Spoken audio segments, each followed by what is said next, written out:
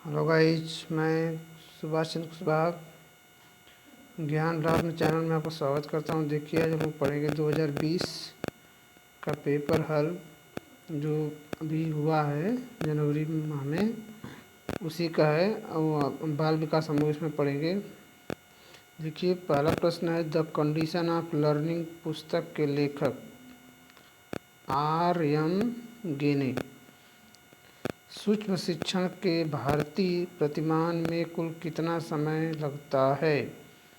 36 minute.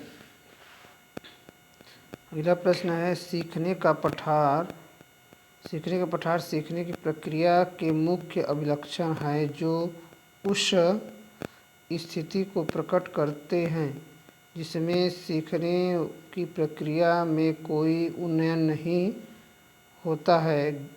कौन दिया था? तो गेट्स एंड वो अन्य दिए थे।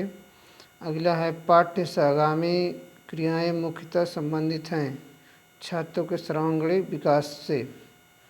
अगला है, शिक्षा में अवरोधन का तात्पर्य किसी बालक का एक वर्ष से अधिक समय तक एक ही कक्षा में रहना। अगला प्रश्न है, कौन कौशल में पूर्व ज्ञान का परीक्षण आता है प्रस्तावना कौशल के बाद? अगला है, बहुविमात्मक प्रज्ञा का प्रत्यय दिया गार्डनर ने। कक्षा में छात्रों को प्रश्न पूछने के लिए प्रेरित करना चाहिए। अगला है, बच्चे की बुद्धि मुख्यतः संबंधित होती है शारीरिक विकास से। अगला है प्रश्न, आशुबेल ने अग्रिम संगठन शिक्षण प्रतिमान दिए थे। ब्रूनो ने परीक्षा प्रशिक्षण प्रतिमान और ग्लेजर ने बुनियादी शिक्षण प्रतिमान दिए थे। सिद्धांत है। और अगला प्रश्न है, समस्या समाधान की प्रथम चरण है समस्या की पहचान करना। अगला है, बालकों का अधिकतम सर्वाधिक प्रभावशाली होगा जब बालकों का अधिगम सर्वाधिक प्रभावशाली होगा जब बालकों का संज्ञानात्मक, भावात्मक तथा मनोचालक पक्षों का विकास होगा। अगला प्रश्न है, स्मृति स्तर एवं बोध स्तर के शिक्षण प्रतिमान की संरचना में कौन सा सोपान उभयनिष्ठ होता है? सामान्यीकरण। अगला प्रश्न, निम्न में किस सिद्धांत को पूर्ववलन सिद्धांत भी कहते हैं? क्रिया प्रसूत अनुबंधन का सिद्धांत। अगला है, अवस्था ब्रूनर के संज्ञानात्मक विकास सिद्धांत का अंग है। यह है संकेतात्मक अवस्था, क्रियात्मक अवस्था, प्रतिबिंबात्मक अवस्था तथा आंत प्रज्ञा अवस्था नहीं है। अगला प्रश्न देखते हैं।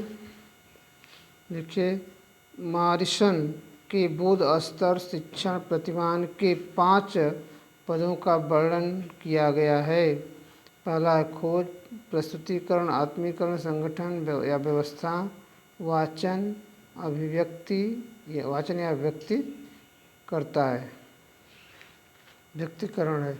अगला, निम्न में से कौन सा संज्ञानात्मक क्षेत्र से संबंधित है?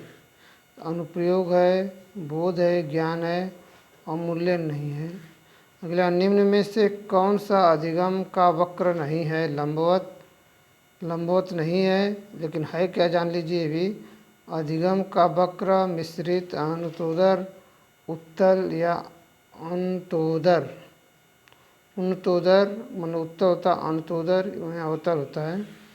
अगला है, विकास कभी समाप्त होने वाली प्रक्रिया नहीं है, यह निरंतरता का सिद्धांत है। संविधान के 86वें संशोधन में शिक्षा का एक भौतिक अधिकार है, मौलिक अधिकार, भौतिक नहीं मौलिक अधिकार है। ठीक है, यह सारी गलती हो गया। मौलिक अधिकार है, मौलिक। ठीक। अगला है, विकास की अवस्था को कोल तथा ब्रूस ने संज्ञानात्मक विकास की अवस्था को अनोखा काल कहा है। ये 30 प्रश्न हुए पर्यावरण बाल विकास के, जो आप लोग के लिए वेरी इंपॉर्टेंट है। और यह यूपी टेट 2020 में पूछा गया था। अब अगला हम लोग देख लेते हैं, पर्यावरण है। ये भी कुछ क्वेश्चन है। रेंडियर किस देश में पाया जाता है? टुंड्रा प्रदेश में। शीतोष्ण घास है डाउन्स प्रेरियर्स पम्पास, ठीक है, नहीं है कपास। अगला है, जनसंख्या के आधार पर बृहत्तम महाद्वीप यूरोप है। भारत में थारू जनजाति कहाँ पाई जाती है? उत्तर प्रदेश के तराई क्षेत्रों में। भिलाई इस्पात संयंत्र स्थित है उड़ीसा में।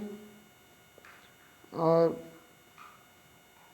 भारत में महिलाओं के लिए आरक्षण की व्यवस्था है मंत्रिमंडल में।